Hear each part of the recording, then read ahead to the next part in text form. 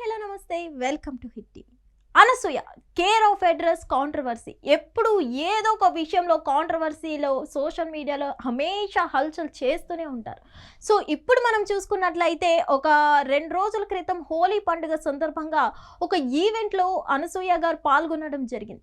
ఆ ఈవెంట్లో ఆమె మైక్ తీసుకున్న తరుణంలో మాట్లాడుతున్న సిచ్యువేషన్లో కొంతమంది ప్రజలు అక్కడ ఫ్యాన్స్ ఎవరైతే ఉన్నారో ఆంటీ ఆంటీ అంటూ అరుపులు అరవడం జరిగింది. సో దీన్ని ఇప్పుడు సోషల్ మీడియాలో ఇదైతే వీడియో హల్చల్ చేస్తుంది. ఈ హల్చల్ చేస్తున్న వీడియోకి అనసూయ గారు రెస్పాండ్ అవుతూ ఒక ట్వీట్ చేయడం జరిగింది. సో ఏదేమైనా ఇలాంటి వాళ్ళని వదిలేస్తే మానవ మృగాలు అవుతారు అని అయితే చెప్పడం జరుగుతుంది.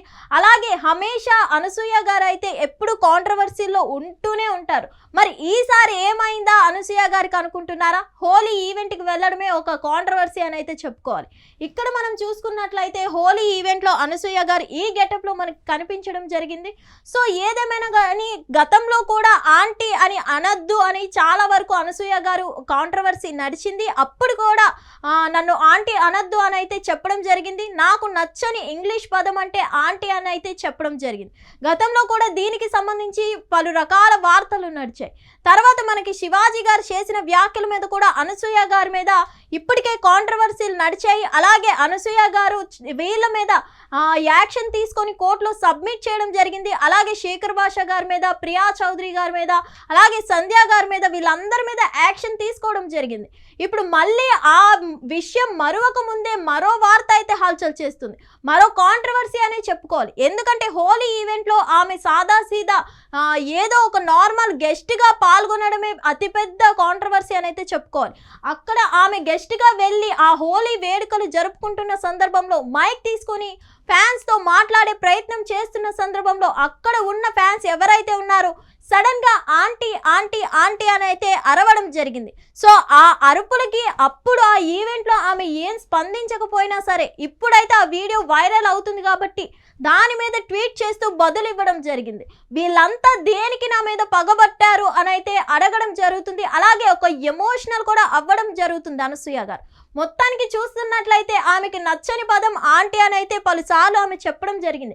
అయినా కూడా మళ్ళీ మళ్ళీ నన్ను ఆంటీ ఆంటీ అంటూ ఎందుకు టార్గెట్ చేస్తున్నారు? ఇదంతా కావాలని చేస్తున్నారా, లేదంటే నన్ను ఏడిపించడానికి చేస్తున్నారా? వీళ్ళని లైట్ తీసుకొని వదిలేద్దామన్నా మానవ మృగాల లెక్క తయారవుతారేమో అని భయం వేస్తుంది అంటూ అనసూయ గారు అయితే ట్వీట్ చేయడం జరిగింది. సో ఇదంతా చూస్తుంటే పలుసార్లు అనసూయ గారిని ఆంటీ ఆంటీ అనడంలో తప్పుందా లేదా అనేది అయితే నేను చెప్పలేను. కానీ చాలా మంది కామెంట్ చేసే వాళ్ళు ఉంటారు కాబట్టి మీ ఒపీనియన్ ఏంటి? అనసూయ గారిని ఒకవేళ ఆంటీ అనడం తప్పు అనుకుంటున్నారా?